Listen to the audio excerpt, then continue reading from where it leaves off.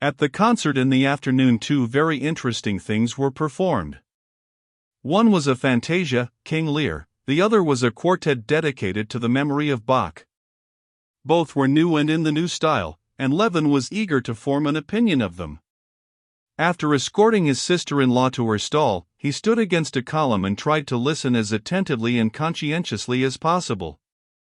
He tried not to let his attention be distracted, and not to spoil his impression by looking at the conductor in a white tie, waving his arms, which always disturbed his enjoyment of music so much, or the ladies in bonnets, with strings carefully tied over their ears, and all these people either thinking of nothing at all or thinking of all sorts of things except the music. He tried to avoid meeting musical connoisseurs or talkative acquaintances, and stood looking at the floor straight before him, listening.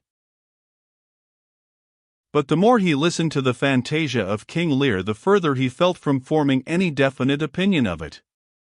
There was, as it were, a continual beginning, a preparation of the musical expression of some feeling, but it fell to pieces again directly, breaking into new musical motives, or simply nothing but the whims of the composer, exceedingly complex but disconnected sounds.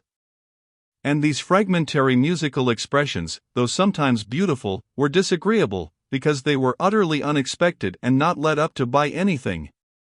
Gaiety and grief and despair and tenderness and triumph followed one another without any connection, like the emotions of a madman. And those emotions, like a madman's, sprang up quite unexpectedly. During the whole of the performance Levin felt like a deaf man watching people dancing, and was in a state of complete bewilderment when the fantasia was over, and felt a great weariness from the fruitless strain on his attention.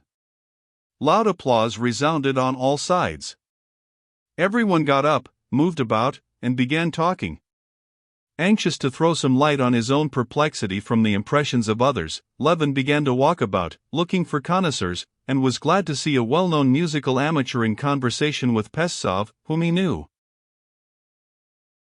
"Marvelous," Pestsov was saying in his mellow bass. "How are you, Konstantin Dmitrievich?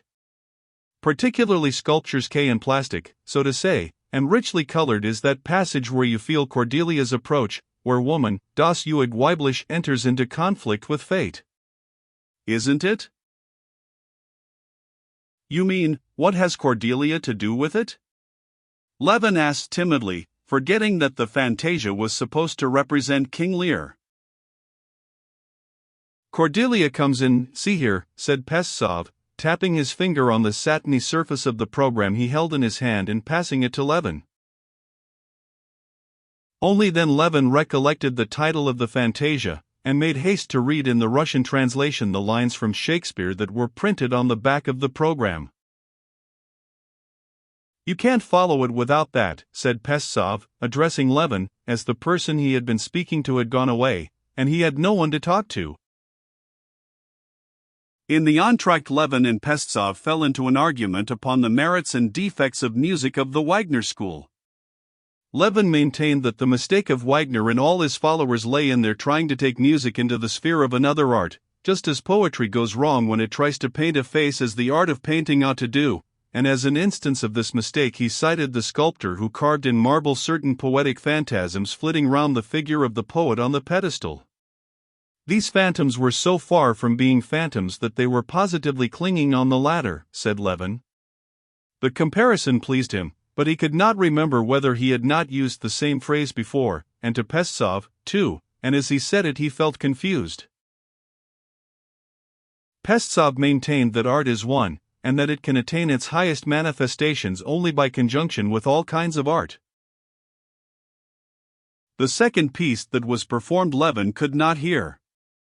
Pestsov, who was standing beside him, was talking to him almost all the time, condemning the music for its excessive affected assumption of simplicity, and comparing it with the simplicity of the pre-Raphaelites in painting. As he went out Levin met many more acquaintances, with whom he talked of politics, of music, and of common acquaintances. Among others he met Count Boll, whom he had utterly forgotten to call upon. "Well, go at once then," Madame Lvova said, when he told her, "Perhaps they'll not be at home, and then you can come to the meeting to fetch me. You'll find me still there."